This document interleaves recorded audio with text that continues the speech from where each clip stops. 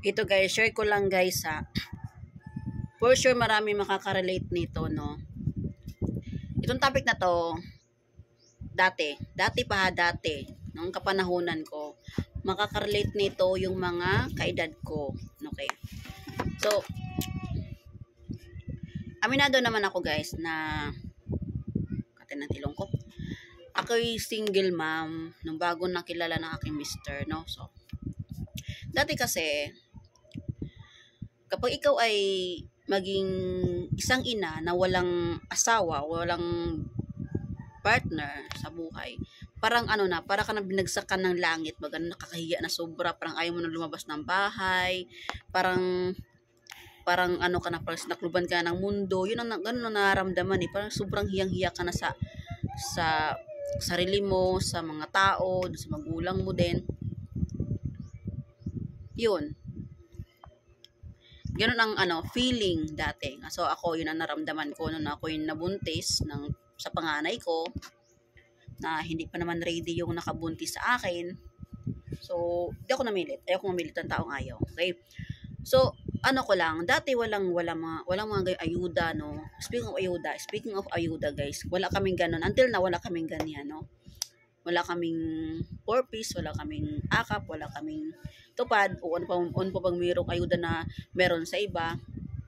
So, wala kami natanggap ng gan. Kahit yung mister ko ay pedicab driver lang, alam naman ng karamihan yan dito, pero hindi kami kasama sa ganyang na mga programa sa gobyerno. Okay? So anyways, pag-usapan din dati. Ang dati, tsaka ngayon. Kaya dati guys, wala talaga yan. Wala talaga yung mga ganyang klase ng ayuda ng gobyerno. Pero, ang mga tao masipag. Totoo lang, masipag. Kami, napatapos kami ng magulang namin sa pamamagitan ng pagdadrive ng aking papa, kasi driver yon. At yung mama ko naman guys is masipag din, kasi talaga si mama na maghanap buhay. Masipag yung pumunta ng dagat, kasi malapit na naman kami sa dagat. Napunta ng dagat yun, nangunguha ng mga pwedeng benta. Kahit maaluan kami sa buhay guys noon, pero hindi talaga ang magulang ko, hindi sila tamad. Talagang masipag sila. So, again ha, dati, walang 4-piece, walang akap, walang tupad, o ano ba yung iba dyan? Basta yun. Pero yung mga tao, mga sipag. Wala kang makitang mga nagsusugal sa tabi-tabi, wala kang nakita nagsasabong, wala kang nakitang naglaro ng online games, wala kang nakikitang mga namumulubi o nanglilimos, wala. Kasi mga tao noon, lalo na sa probinsya area guys, no. Kasi laking probinsya ako eh. Mga tao talaga doon, yung sobrang sipag, kasi so mga tao kasi sa probinsya guys, busy sa paghanap buhay, pagtatanim. Usually mga gawain sa mga tao doon, pagtatanim, pangingisda, mag-aararo, yun ang talagang gawain ng mga taong sa probinsya, okay? So, hindi kami umaasa doon sa mga sinasabi ko kanina, binanggit ko kanina, yung mga tulad ng 4-piece tupad or akap. Wala sa amin ng ganon.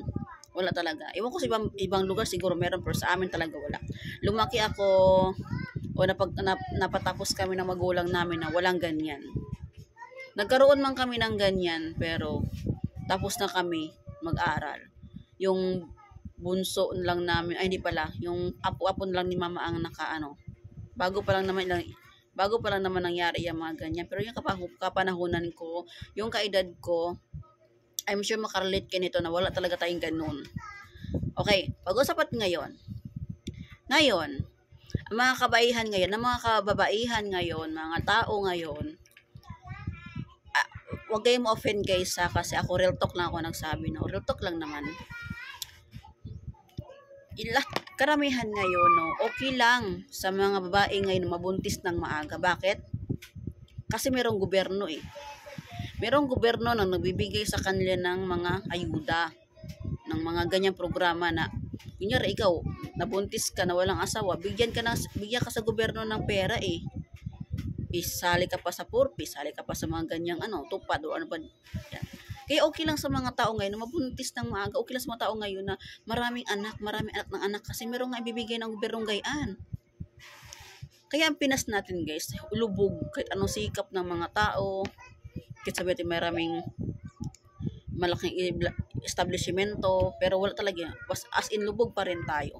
Ayun ang tunay ha, yun ang tunay na nangyayari sa ating bansa sa Pinas.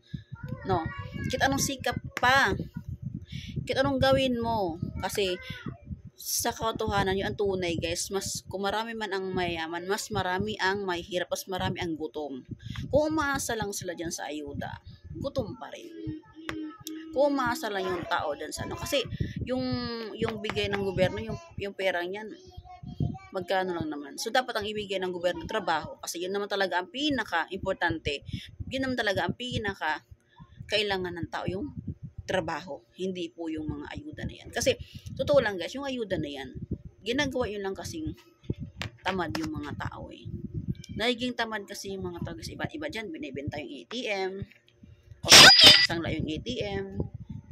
Bakit hindi ko alam? Alam ko yan kasi, syempre, nandun pa ako sa Mindanao, naabutan ko yan eh, mga ganyan. So, meron nagsasangla ng mga ATM, mga ATM ng purpose, yan, nasangla nila.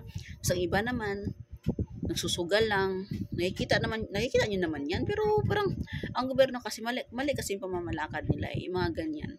Dapat ang ibigay nyo sa mga tao, trabaho, company, na hindi na kailangan ng mga sisiburiching mga requirements na yan.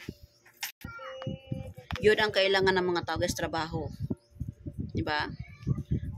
At sana naman, yung mga pagdating naman sa requirements, pagdating sa mga qualification ng tao, huwag naman masyado mataas ang standard guys, kasi nasa Pinas tayo oh. Marami sa ating mga Pilipino ang hindi talaga nagkaroon pa na experience, tapos nandun sa ano, kailangan ng experience, parang kumuha ka lang ng ID, kailangan mo kumuha ka ng valid ID kasi kailangan mo ng valid ID, tapos hanapan ka ng valid ID. Kaya ka kumuha ng valid ID kasi gusto mo magkaroon ng valid ID, tapos hanapan ka ng valid ID. Di ba? O ano nangyari guys, diba, sa Pinas. So ngayon, ang mga tao ngayon, okay lang na buntis dito, buntis doon, biga dito, biga doon, maraming mga bigaon karon panahon na nga. Bis ng kalisod na gayong panahon, daghan kay magbiga-biga. Bitaw no, sa tinuod lang, lahir na kayo ang kuan karon kaysa noon. Kay karon mga kuan okay ra kay na daghay anak kay daghan lagi ayuda ipanghatag lagi. Daghay ayuda ang gobyerno. Pero tanawa na karon maski pag ang tao guys, kahit pa ang tao bigyan ng ayuda yung mga yan, kung tamad yung mga yan, wala din mangyayari. Di ba? Yan ang tunay. So dapat tayo mga tao din, tayo mga Pinoy din, pasalamat kayo kung meron kayong matanggap na ayuda galing sa gobyerno. Huwag kayong magreklamo kung bakit wala kayo, bakit wala kami. Kami nga, wala nga kaming ganun eh. Kahit pedicab driver lang ang asawa ko, okay lang, wala problema sa akin kasi nasa pagsisikap naman ng tao yan eh. Hindi tayo nabubuhay lang dyan sa ayudang yan. Okay? Marami pa rin tao na hindi kasali sa mga ganyang programa pero asinsado ngayon. Pero yung mga tao na kasali dyan sa programa, ano nangyari? Mas lalo lumubog sa utang. Kasi umaasa lang sila doon sa kanila makuha sa ayuda na yan. Ang iba dyan nagsasangla ng ATM. Basta ng laro, sugal, o real talk ha, walang samaan ng loob ako, nasasabi lang ako ng totoo. Sabi nga ng mama ko eh, kasi yung mama ko wala, ng mama ko ngayon wala nang gayan. Sabi niya, bakit daw siya maghahabol sa ganyan? Eh kami nga, nung nandun pa kami, nung nag-aaral pa kami, na kaya nga nila na mag-provide, na magpaaral, na makapagtapos ng wala yung mga ganyang ayuda na yan. Ngayon pa kaya, na meron na kami sariling pamilya, di ba? Ang tao guys, mabubuhay at mabubuhay yan kung masipag ka lang. Okay? Kasi iba dyan magreklamo, kasi ba't ako wala, tanongin mo sarili mo. Huwag ka lang asa doon sa ayuda na yan. Magsipag ka din. Diba? Magsipag ka din. Maraming paraan naman guys na paano kumita. Huwag lang dyan umasa sa ayuda na yan. Ito, real talk lang ha. Mga kababaihan dyan guys, mga kababaihan, no? Bago kayo magpaputok, bago kayo magpabuntis, sa mga jowa-jowa nyo, isipin nyo muna kung gaano kahit panahon ngayon. Isipin nyo muna kung gaano kahirap yung magiging isang ina na walang asawa. So, huwag kayong umasa sa huwag kayong umasa sa sabihin nila na, okay lang marami anak kasi may ano naman, may ibibigay naman ng gobyernong gilugayan. Cash assistant ba tawag doon? Ano ba tawag doon? Kasi ako, simulat sa pool, hindi naman, nung nakapag-asawa na ako, hindi naman ako nakatanggap ng mga gayan. Wala kaming ganun guys, totoo lang. Kung may ibibigay man ng gobyerno sa amin, makakatanggap naman kami every, kunyari, malapit ang eleksyon. Yan, malapit ang eleksyon, malapit ang Pasko, malapit ang bagong taon, yan. May mabibigay, may namimigay dito na bigas, yan. Nakakatanggap kami. Pero yung mga iba, yung mga may, yun nga, bilang ito kanina, pero wala kaming ganun. Wala. Yun. Malaki lang kaibahan guys. Totoo lang, malaking kaibahan sa nangyayari sa Pinas noon kaysa ngayon. Dati kasi mga tao masipag eh. Ako, aminado ako, nung ako naging isang single mom, pinasok ko lahat guys, mamamasura, labandera, gagamas, titinda, sobrang init look. Ano ko pa yung sako na yan, nag-aani ng mais. So, dala ko yung sako guys, na punong-puno ng mais. Naglabandera ako. Gusto ko lang talaga magkaroon ng pera, gusto ko merong sariling income baga. Pero ngayon, anong mga kabayan ngayon, anong mga tao ngayon? Nag-aantay na lang na may sahod, di ba? Kasi nga merong ganon, merong programang ganon, merong programa ang gobyerno na wala, easy money lang baga. Yung parang mag-aantay lang sila na ngayon ganon pa rin, kapos pa rin. No? So, huwag kayong umasa sa ganun guys. Kumilos kayo, magsipag din tayo. Maraming paraan guys para kumita. Huwag lang tayong umasa dyan sa mga ayuda na yan. So, sa mga gobyerno naman, shout out sa gobyerno na nagpaano ng mga ganyang klaseng programa. So, sana sana sa sunod na wala na yan eh. Wala na yan. Ipalit nyo na lang siya sa trabaho. Bigyan na ng trabaho ng mga tao. Kasi kung pagwawalis lang guys sa pagwawalis lang, pwede naman magwalis yung mga tao na sa sa harapan mismo. Hindi na kailangan ng mga hindi na kailangan. Ganun din naman, saan galing yung pera na yun? Di ba galing naman sa taong bayan, yung pinagsahod nyo sa mga tao, galing naman sa taong bayan. Di ba? Yun nga lang, hindi lahat na nakakatanggap, pero lahat nagbibigay ng mga taxes. Di ba? Mga tax, mga malaking negosyo, mga malaking, nagbibigay ng taxes, pero ang pera napupunta lang doon sa mga taong hindi naman talaga karapat dapat bibigyan. Ang iba, pinagsusugal lang, pinagbibisyo lang. Sana kung mabigyan man sila ng ganong klaseng programa, yung mga tao. Sana sa isang taon makita mo na improvement na ba, nagbago na ba yung anong na-improve mo sa bigay ng gobyerno, anong naipundar mo, anong ba dapat merong ganong survey ba na, pero kung wala, di out yun na, tanggalin yun na. Di ba? Kasi para sa akin doon mo makikita kasi na unti-unti nang masinso yung tao eh. Yung ibang humahakbang din siya. Hindi yung isang taon ganito ka. Kung tanggap ka ng galing sa gobyerno na tapos susunod doon, ganyan ka pa rin, lalo kang lumubog. Kasi ang tao, alam mo guys, ang tao, totoo lang. Ang tao kasi, kapag ang mindset nila na meron silang matatanggap na pera, utang lang ng utang yung mga yan. Utang ng utang kasi meron silang makukuha ang pera. Meron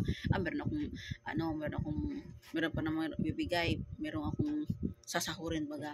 Kaya utang sila ng utang. Kung nila inisip yung future, hindi naman forever yung sinasahod natin eh. Diba? Ano lang yan, kumbaga, pansamantala na habang ikaw ay malakas pa. Pero kung may sakit ka na, hindi mo pakinabangan ng na yan. Kahit gano'n ka pa kasipag sa trabaho mo, kahit gano'n ka pa loyal dyan, hindi magiging sa'yo yan. Mas importante pa rin guys na meron kang napag-umpisahan. So again doon sa mga kabataan ngayon, bago kayo pumasok sa mundo na pagiging isang ina, Isipin nyo muna guys na kung tama ba, kung kaya nyo pang bumuhay ng anak na kayo lang mag-isa. Kasi para sa akin, napakahirap talaga na maging isang single mom na wala ka man na nakuhang suporta galing sa lalaki na nakabuntis sa'yo. Although ako din ako nanghihingi ng suporta guys dun sa ama ng panganay ko. Pero ayaw ko lang din talaga. Gusto ko siyang buhayin sa akin lang talaga nanggaling. Ayaw ko din manghingi ng kasi masasabi ko talaga guys na walang kwenta yun eh. Walang kwenta yung lalaki yun. Ba't ako manghihingi, di ba? So yun lang. Pag-isipan niyo muna kung gagawa kayo ng ng hakbang at doon sa mga ayuda ng gobyerno. Thank you. Maraming salamat at meron kayo programang ganyan. Pero magsorbe din kayo kung yung taong binibigyan nyo is worth it ba talaga or meron bang improvement sa buhay after 1 year. Wag lang basta-basta guys, wag lang basta-basta ng pera kasi meron pang mas deserving na makatanggap ng pera nyo kaysa doon sa mga taong binigyan nyo na puro lang naman sugal lang yung natupag. So wag kayo magalit sa akin guys ha. Meron man kayong i-comment sa video to, sige mag-comment kayo, pero huwag nyo akong awayin kasi ako nag-base lang naman ako sa nag-real talk lang naman ako guys. Real talk lang naman to. Kung matamaan ka, wala na akong binanggit na pangalan, problema mo na yan. Hindi ko na problema yan.